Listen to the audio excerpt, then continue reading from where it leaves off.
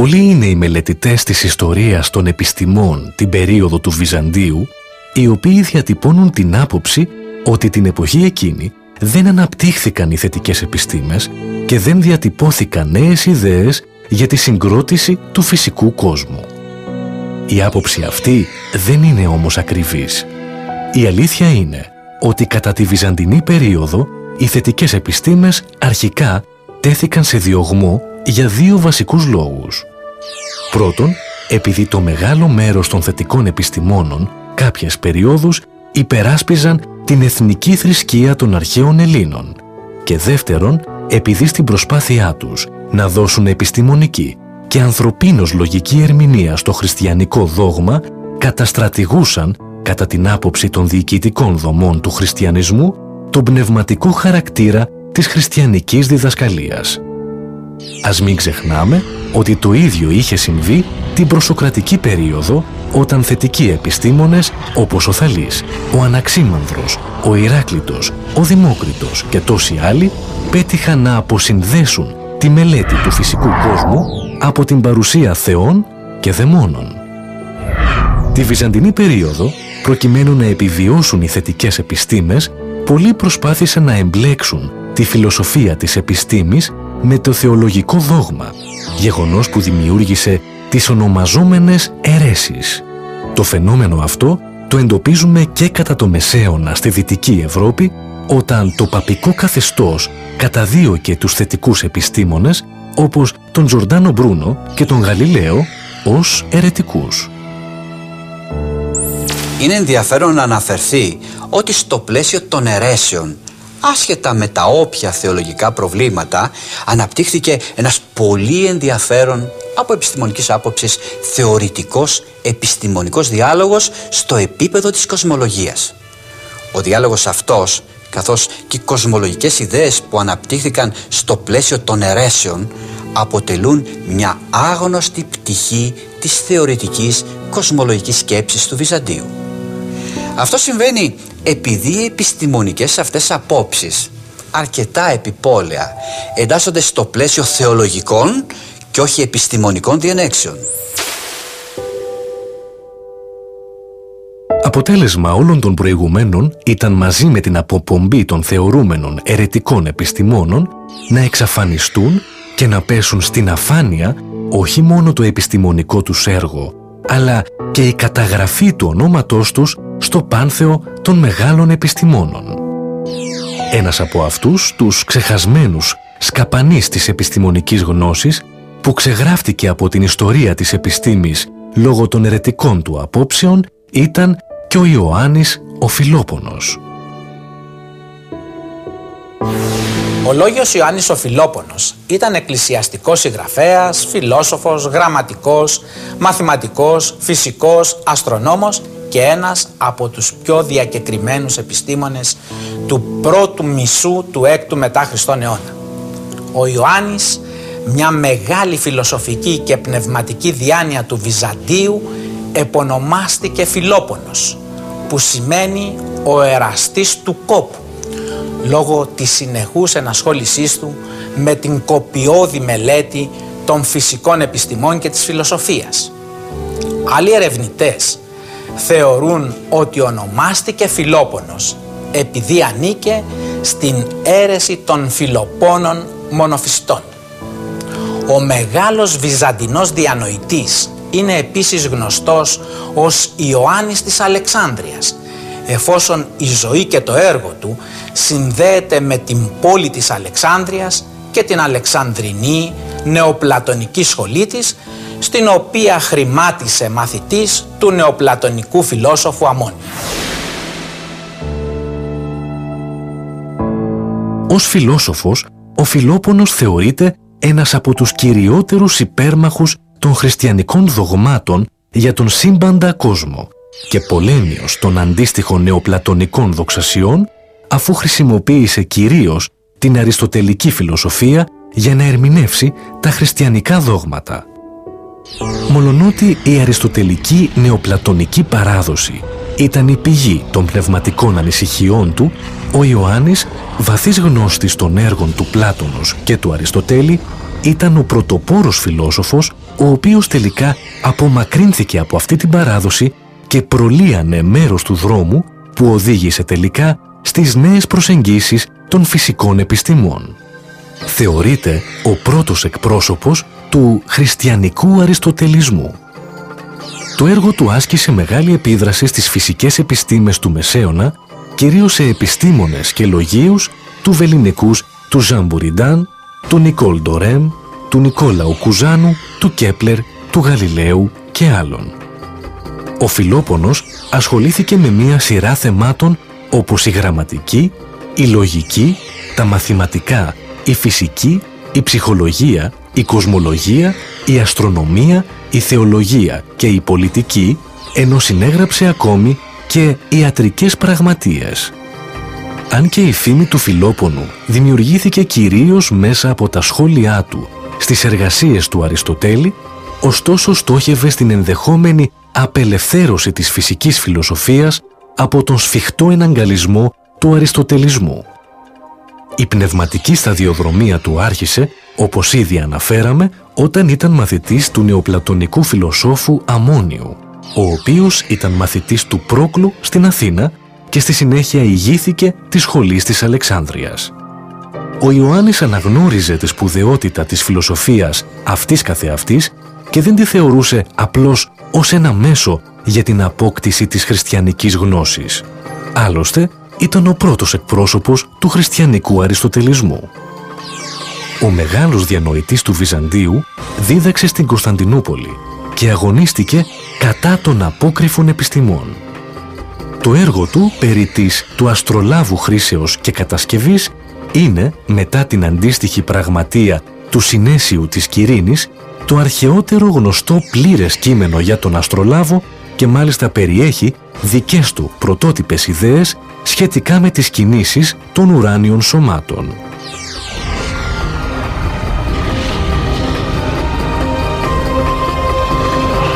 Μένοντας πιστός στο αριστοτελικό πνεύμα, ο Ιωάννης προχώρησε και έδωσε μια δική του ερμηνεία στον όρο ενέργεια και την όρισε όχι ως κατάσταση, αλλά μάλλον σαν μια άειλη δραστηριότητα. Με τον ίδιο τρόπο ο Φιλόπονος υποστήριζε πως η ψυχή, δεδομένου ότι είναι μια άειλη δραστηριότητα στο σώμα, αναγκάζει τη ζωική ύλη του ανθρώπου να είναι θερμή. Εξαιτίας της νέας αυτής ερμηνείας που έδωσε στην αριστοτελική έννοια της ενέργειας, το φως σαν φυσικό αλλά και ενεργειακό φαινόμενο πήρε μια δυναμική φύση, ξεπερνώντας την αριστοτελική στατικότητα. Με βάση τα προηγούμενα, ο Ιωάννης Φιλόπονος θεωρούσε ότι η θερμότητα παραγόταν όταν διαθλώνται οι ακτίνες που προέρχονται από τον ήλιο και θερμαίνουν τον αέρα μέσω της τριβής.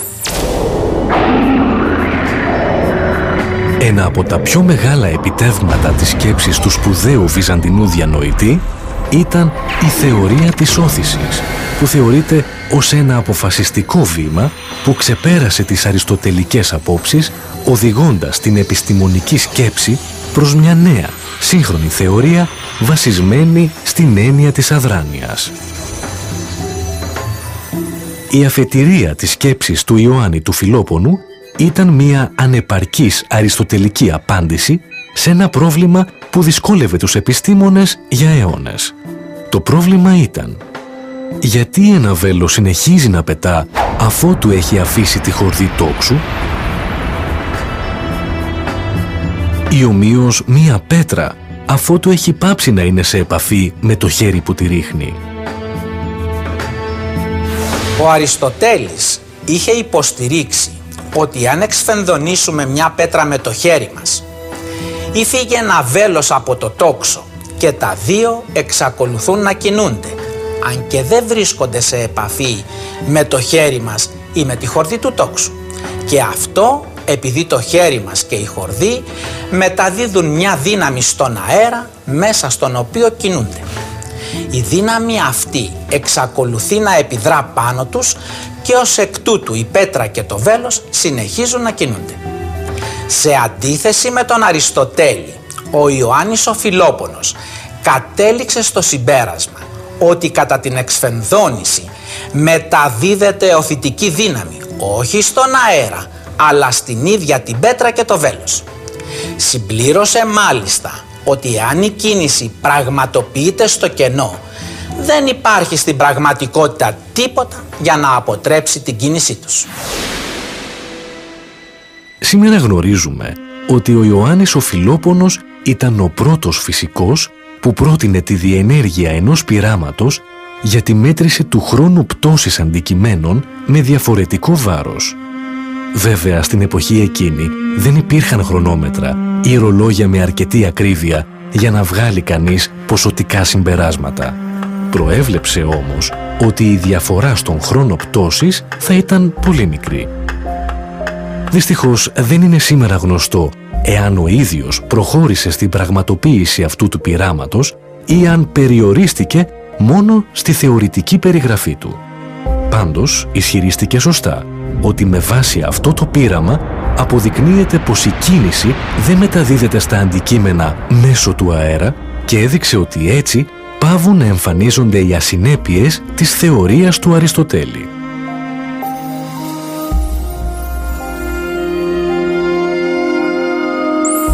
Όμως, ο Ιωάννης ο Φιλόπονος προχώρησε ακόμα περισσότερο.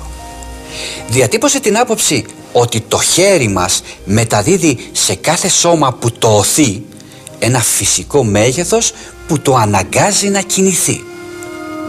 Το μέγεθος αυτό ο Γάλλος φιλόσοφος Jean Buridan, μεταγενέστερα βέβαια, αναφερόμενος στον Ιωάννη το Φιλόπονο, το ονόμασε ορμητική κίνηση. Συνεχίζοντας, ο Φιλόπονος αναφέρει επιπλέον ότι η φυσική κατάσταση των σωμάτων δεν είναι η ακινησία, αλλά εκείνη η κατάσταση στην οποία διατηρείται η ορμητική κίνησή τους.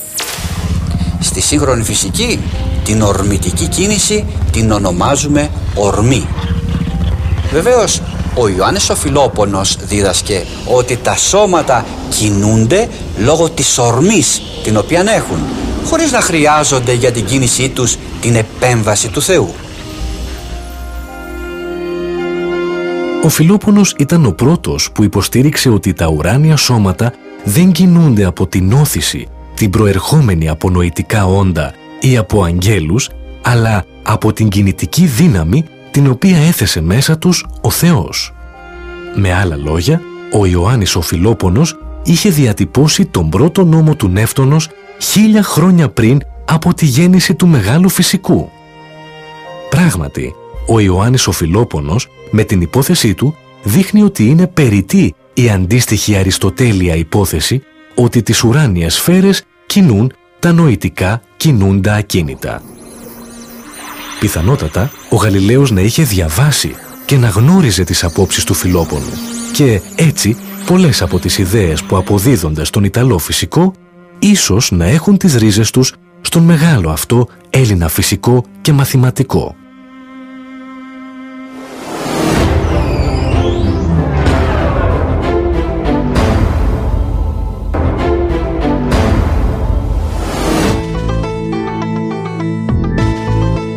Πέρα από την υπόθεση της αριστοτελικής αντιπερίστασης, ο Ιωάννης ο Φιλόπονος είχε αντικρούσει και άλλες απόψεις του Αριστοτέλη. Όσον αφορά την κοσμολογία, πίστευε ότι το σύμπαν δημιουργήθηκε κάποτε στο παρελθόν, επομένως δεν είναι αιώνιο, ότι τα ουράνια σώματα υπακούουν στους ίδιους νόμους με τα επίγεια και ότι τα αστέρια δεν έχουν καμιά σχέση με τους θεούς. Ο Ιωάννης ο Φιλόπονος στο έργο του υποδεικνύει τις πολυάριθμες αντιφάσεις, τις ασυνέπειες, τις πλάνες και τις απίθανες υποθέσεις στη φυσική φιλοσοφία του Αριστοτέλη. Μάλιστα, μελετώντας τα κείμενα του Αριστοτέλη με έναν ιδιόμορφο πρωτόγνωρο τρόπο, προετοίμασε το έδαφος για αποδεικτικά επιχειρήματα. Ένα τέτοιο αποδεικτικό επιχείρημα, σύμφωνα με τον Φιλόπονο, πρέπει να στηρίζεται σε 3 υποθέσεις αξιώματα. Το πρώτο λογικό αξίωμα που έθεσε είναι ότι εάν η ύπαρξη ενός φυσικού γεγονότος α απαιτεί την προύπαρξη ενός άλλου γεγονότος Β, τότε εάν αντιληφθούμε την ύπαρξη του γεγονότος Α, αυτομάτως πρέπει να δεχτούμε και την ύπαρξη του γεγονότος Β, ασχέτως αν έχουμε αντιληφθεί την ύπαρξή του ή όχι. Το δεύτερο αξίωμα του Φιλόπονου αναφέρει ότι κάθε τι άπειρο δεν μπορεί να υπάρξει στο τώρα, γιατί τότε το άπειρο θα είχε μία άκρη στο κάθε τώρα. Ομοίως, δεν μπορεί να μεγαλώσει ούτε να ξεπεραστεί στον υπολογισμό, αφού τίποτα δεν είναι μεγαλύτερο από αυτό. Τέλος, το τρίτο αξίωμα του βυζαντινού λόγιου δέχεται ότι τίποτα δεν μπορεί να δημιουργηθεί εάν η ύπαρξή του απαιτεί την προύπαρξη ενός άπειρου αριθμού άλλων γεγονότων.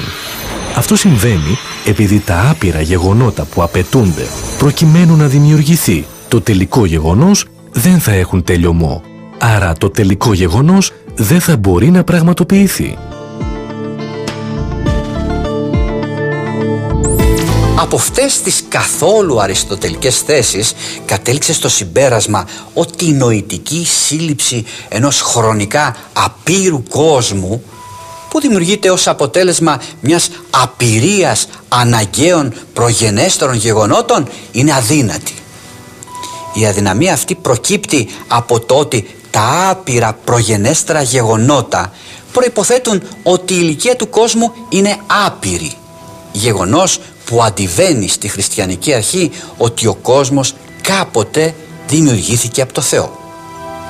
Επιπλέον, ο Φιλόπονος συγκρίνει την περιστροφή των ουράνιων σωμάτων με τις ευθύγραμμες κινήσεις των πραγμάτων, καθώς επίσης και με τις κινήσεις των ζώων.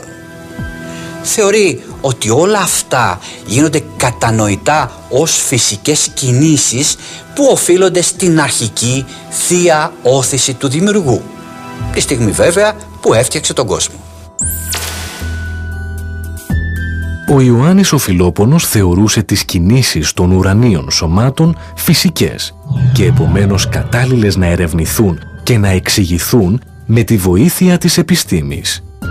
Εξέφρασε επίσης τις αντιρρήσεις του στις απόψεις για την αιωνιότητα του κόσμου, τη μη ύπαρξη καινού χώρου και τον συσχετισμό της κινούσας δύναμης με την ταχύτητα, καθώς και την αντίσταση του υλικού μέσου. Στα ογκώδη έργα του «Εξηγητική κοσμογονία» ή «Περί κοσμοποιίας» και κατά τον Πρόκλου περί αηδιότητας κόσμου επιχειρημάτων, ο Φιλόπονος αντικρούει φιλοσοφικά και όχι θεολογικά τα 18 επιχειρήματα του Πρόκλου σχετικά με την πρόταση ότι ο κόσμος μας δεν δημιουργήθηκε, δηλαδή αντικρούει ουσιαστικά την νεοπλατωνική αντίληψη περί της αιωνιότητας του κόσμου. Παράλληλα, τάσεται υπέρ της χριστιανικής άποψης περί της δημιουργίας, χρησιμοποιώντας εδάφια από τον Αριστοτέλη και τον Πλάτωνα, μολονότι ο μεν Αριστοτέλης θα συμφωνούσε με τον Πρόκλο, ο δε Πλάτων θα πρόβαλε την άποψη ότι η ύλη προϋπήρχε, δηλαδή υπήρχε πριν ακόμη ο δημιουργός Θεός πλάσει το σύμπαν. Μάλιστα, στο έργο του «Περί κοσμοποιίας» πρεσβεύει ως χριστιανός ότι η μοσαϊκή περιγραφή της δημιουργίας περιέχει αλήθειες που οι Έλληνες ανακάλυψαν πολύ αργότερα και ότι οι απόψεις του Μωυσή συμφωνούν πολύ περισσότερο με τη φύση από όσο οι αντίστοιχες του Αριστοτέλη. Στο έργο του αυτό παρουσιάζεται περισσότερο ως θεολόγος παρά ως φιλόσοφος. Ουσιαστικά, ο Ιωάννης ο Φιλόπονος, υπέρμαχος των χριστιανικών δογμάτων περί σύμπαντος, αντέκρουσε με επιχειρήματα τη βασική κοσμολογική αρχή της ελληνικής φιλοσοφίας, σύμφωνα με την οποία ο κόσμος, όντας άφθαρτος και αγέννητος, δεν μπορεί να καταστραφεί και δεν έχει αρχή.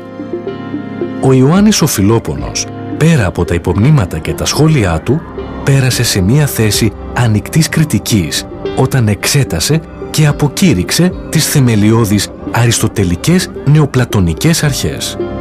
Αυτή η ανεξάρτητη ή ακόμα και ασεβής προσέγγιση του, καθώς επίσης και τα συμπεράσματά του, όθησαν τους εθνικούς συναδέλφους του Φιλόπονου να τον πιέσουν να εγκαταλείψει το 530 τη φιλοσοφική σταδιοδρομία του.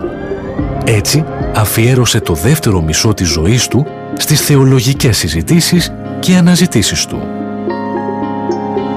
Ο Ιωάννης ο Φιλόπονος, ως πιστός χριστιανός, έγραψε το έργο περί Αναστάσεως. Ωστόσο, επηρεάστηκε πολύ από την κλασική φιλοσοφία, με αποτέλεσμα να ενστερνιστεί την άποψη της τριθεΐας, δηλαδή το ότι η Αγία Τριάδα είχε τρεις ανεξάρτητες φύσεις και τρεις υποστάσεις. Λόγω αυτής της πίστης του ήταν γνωστός και ως Ιωάννης ο Τριθεΐτης.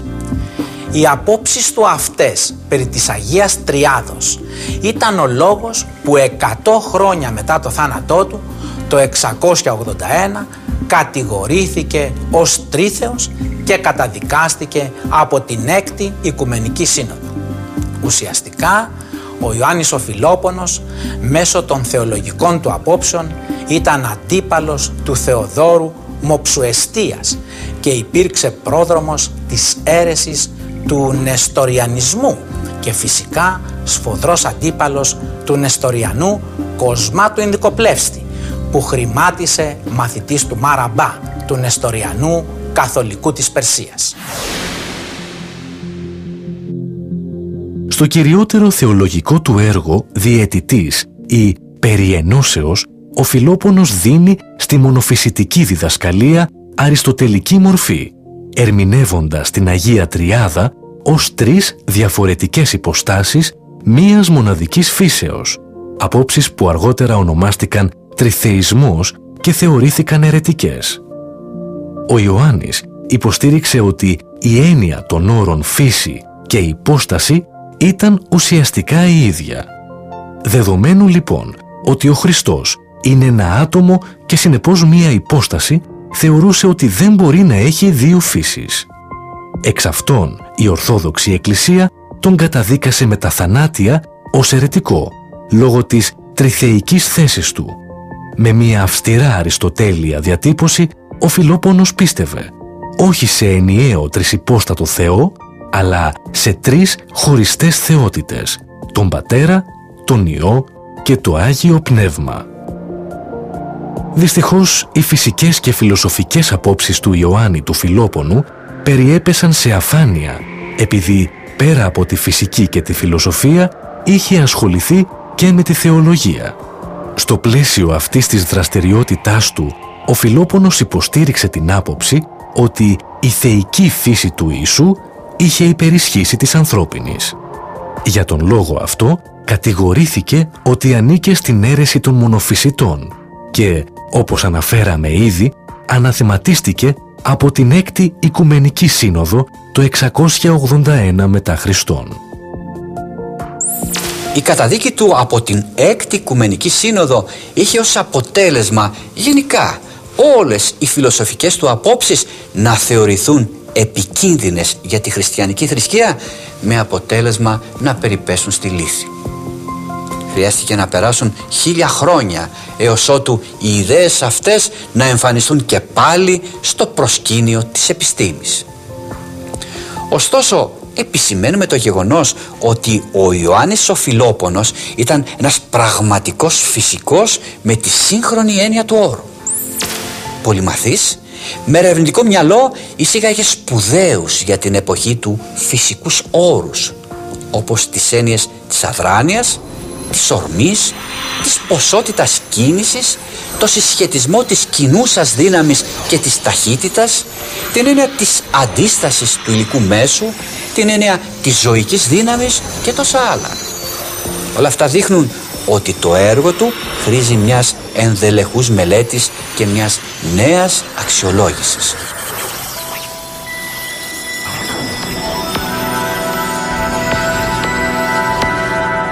Ο Ιωάννης ο Φιλόπονος παραμένει στη σκιά της ιστορίας των θετικών επιστημών.